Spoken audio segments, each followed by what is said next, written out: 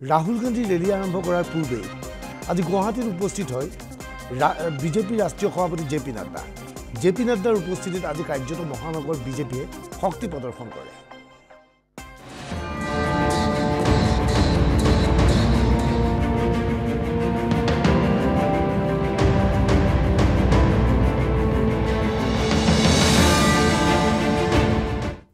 JP. নাড্ডাই বিজেপিৰ কাৰ্যনিৰ্বাহকৰ বৈঠকত অংশগ্ৰহণ কৰি राहुल गांधी न्याय यात्रा संक्रांत केतोबुर प्रश्न उत्थापन करे।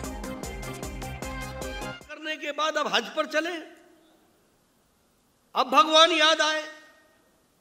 अन्याय की नींव रखने वाली कांग्रेस पार्टी और भारत को तोड़ने में कोई कसर नहीं छोड़ने वाली कांग्रेस पार्टी आज जोड़ो यात्रा पर चल रही है। मैं पूछना चाहता हूं और आप लोगों से चाहूंगा, जब यात्रा आए तो पूछना, राहुल गांधी से पूछना। मैं बार बार पूछ रहा हूं, मैं पिछली बार भी पूछा था मैंने जोड़ो यात्रा में, मैं आज भी पूछ रहा हूं। सफेद होता है, काला काला होता है, सच सच होता है, झूठ झूठ होता है, ईमानदारी ईमानदारी होती है, बेईमानी बेईमानी होती है। मैं जानना चाहता हूं, जिस दिन जवाहरलाल नेहरू यूनिवर्सिटी में नारे लग रहे थे, अफजल हम शर्मिंदा हैं, तेरे कातिल जिंदा है, यह अफजल कौन था? यह पार्लियामेंट अटैक का मास्टरमाइंड था। और दूसरे दिन राहुल गांधी और दूसरा नारा क्या लगा था? भारत होंगे तेरे टुकड़े टुकड़े, इंशाअल्लाह इंशाअल्लाह। और दूसरे दिन राहुल गांधी जवाहरलाल नेहरू यूनिवर्सिटी में जाकर इन विद्यार्थियों के साथ खड़े हो गए और कहा एफआईआर नहीं लॉन्च होनी चाहिए। बोलो, ये भारत जोड़ रही है, तोड़ने वाले थे? कभी इन्होंने माफी मांगी? देश से माफी मांगी? ऐसे लोग भारत जोड़ेंगे? और अफजल हम शर्मिंदा है, तेरे कातिल जिंदा है। कातिल कौन हुआ? सुप्रीम कोर्ट का जज जिसने फांसी की सजा सुनाई। कातिल कौन हुआ? भारत के राष्ट्रपति प्रणब मुखर्जी जी, जिन्होंने माफ नहीं किया, वो कातिल हो गए।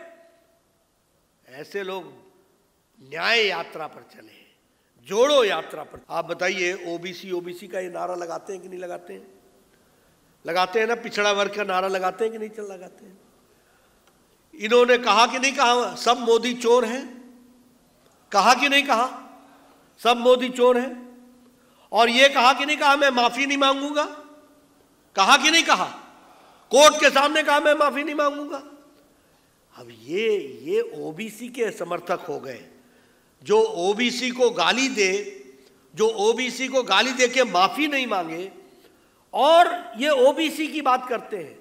जवाहरलाल नेहरू के टाइम पे काका कालेलकर की रिपोर्ट पड़ी रही और उसको जवाहरलाल नेहरू ने 7 साल तक ठंडे बस्ते में डाले रखा, जब तक वो इस दुनिया से सिधार नहीं गए।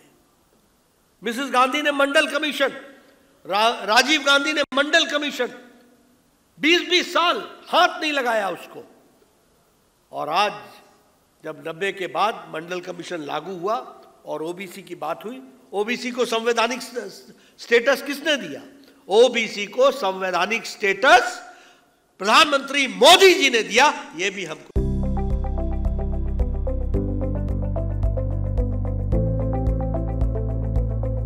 NB নিউজ, সহজ সৰল ভাষাত নৱভাৰতৰ কথা।